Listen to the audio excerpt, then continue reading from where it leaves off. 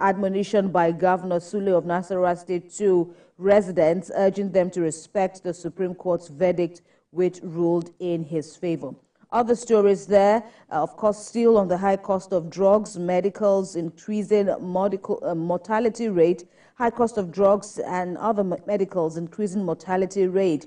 Experts are also advising government to declare a state of emergency on availability of medicines. How unstable forex allows inflation or infiltration of fake medicines. Earlier in the week, President Tinubu also announced an intervention regarding the issue of the high cost of medicines. And of course, Nigerians will be very much interested to hear more and, see more action in that regard. Relocation of the Federal Aviation Airport Authority to Abuja, ill-advised management is speaking there. Just above the masthead depreciation, forex demands for foreign school fees putting pressure on Naira. Experts are also speaking. And still on in the fallout of the Supreme Court's verdict, sacked lawmakers in Plateau State seeking legal and political solution, says Governor Caleb Muftwang. Now, PFN artist, others react to Ibadan explosion. BON hotel manager Solomon dies of heart attack from blast, says management. We move on now to The Nation newspaper, and the big story here says Supreme Court dashes PDP's hopes in Ogun, Kaduna, Nasarawa. I'm on the front page of The Nation newspaper this morning. Oppose elections of Abiodun, Sani, Sule, Yaya, Idris, others. And also PDP supporters protest court's verdict in Lafia. Respect court's decision, Sule tells Nasarawa people. A victory impetus to do more, says Abiodun. Police arrest Abuja kidnapper. And we have the picture story there of the return of the governor, Dr. Abiodun, there waving to Ogun resident. Let's move on to the masthead now. We have Emefiele pleads not guilty as corruption trial begins February 12th. And also Ibadan explosion, more body parts recovered. My husband's benefactor defiled me in the presence of our children. This is quite pathetic. This time, The Nation newspaper there. Over to you, Kemi. Saturday Punch is next. And there are a splash of stories as usual, the biggest being this report on how bandits terrorizing Abuja hide in Kaduna forest abandoned by the military. Kidnappers exploit porous unmanned borders between vast forest as well as in Niger, Nasarawa and the FCT. Police deploy 600 personnel to prosecute special anti-terror operations. Military says camp still in use. This is also a recurring issue, but since this week started, there's been a lot of attention on the ugly scenario playing out in the Federal Capital Territory. Over 87 FCT residents killed, 176 others kidnapped under Tinubu. That's, another perspective of that. It's called an investigation, and away from security stories on the front page of the Saturday Punch, how Prophet TB Joshua healed me of epilepsy, says a synagogue member. I worked as a cleaner while pregnant in 200 level, first class graduate speaks, and yet another picture story of victory scenes from Ogun State following the Supreme Court's judgment on Friday. All right, now we'll move on to Saturday Vanguard, and the big story here is talking about the insecurity in the country, how Tinubu can end insecurity in 6 months by retired generals there, giving the advice to the president of Nigeria, and also regret that no president has been decisive with military and consequences of their failure since 1999. We want definitive order to security chiefs, says current strategies weak, already known by terrorists and bandits. Our country is seeking. All right, and Nigerians there talking, we must begin to protect ourselves. And we have the picture story of the return of the governor there of Ogun State, our victory and impetus to Duma coming from Abiodun. Let's quickly move on to the masthead here, which says Supreme Court verdict. Court sends 38 protesters to prison in Nasarawa as jubilation spreads in Delta Ogun. I survived 38 legal battles to be governor of Owerri. The sheriff, they're talking as the governor of Delta State. Abiodun Sule, Yahya Idris Sani also win. And this is another human angle story, quite pathetic at this time, how woman 26 stabbed man to death over demand for sex. Page 32 there of the Vanguard.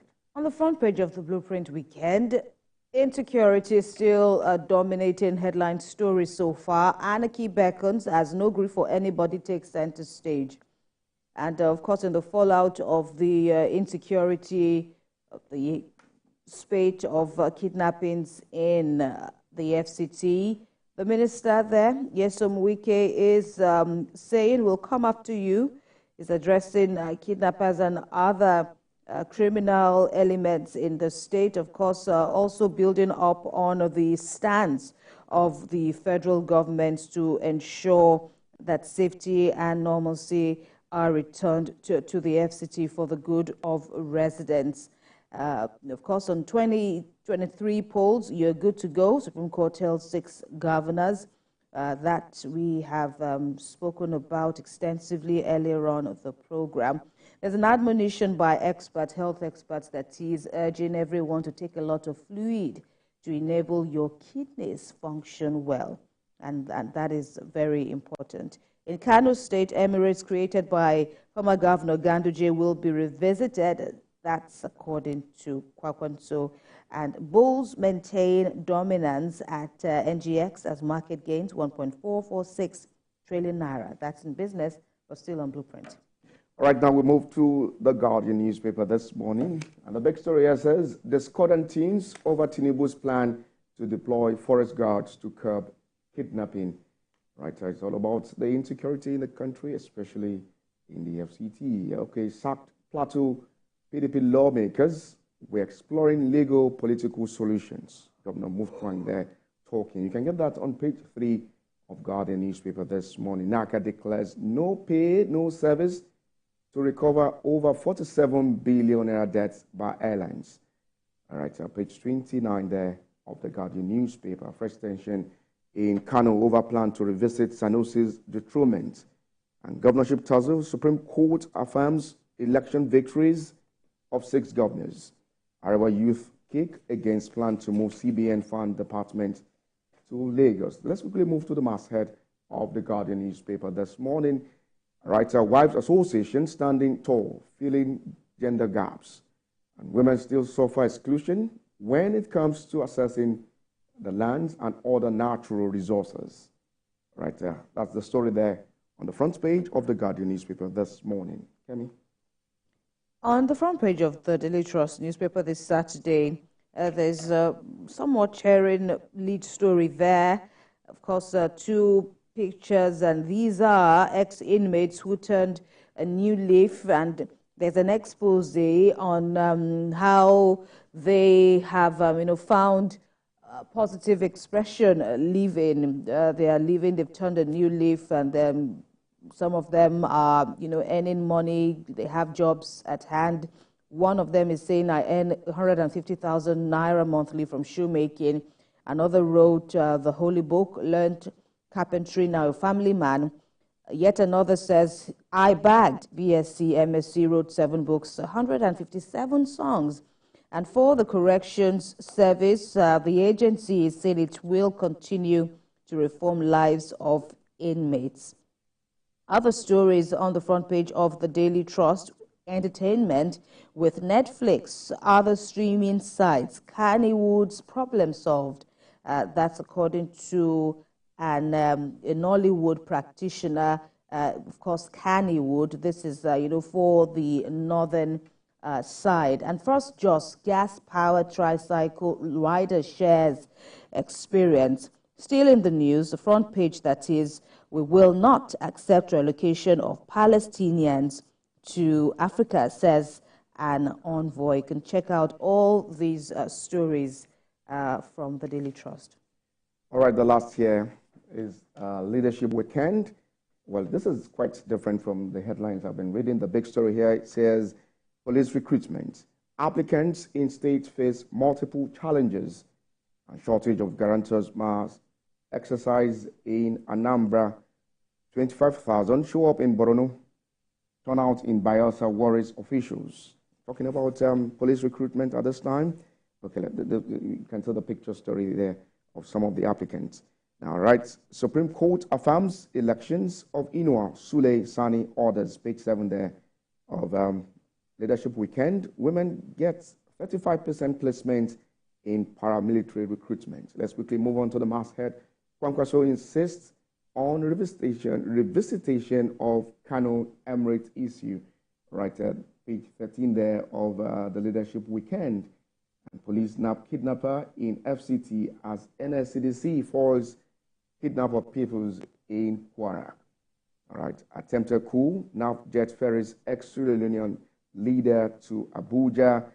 Policy Center calls for review of security institutions in the country. Those are the stories there on the front page of Leadership Weekend this morning. Absolutely. So once again, your weekend is made somewhat. Give some time for information and to update yourself on so many Very of these stories. there. Right. Still on the program, TVC Breakfast Saturday, that is, as Oyo State reels from the impact of Tuesday's explosion. President Tinubu and Governor Seyi Makinde promise swift punishment for those found culpable. That's next and when we return.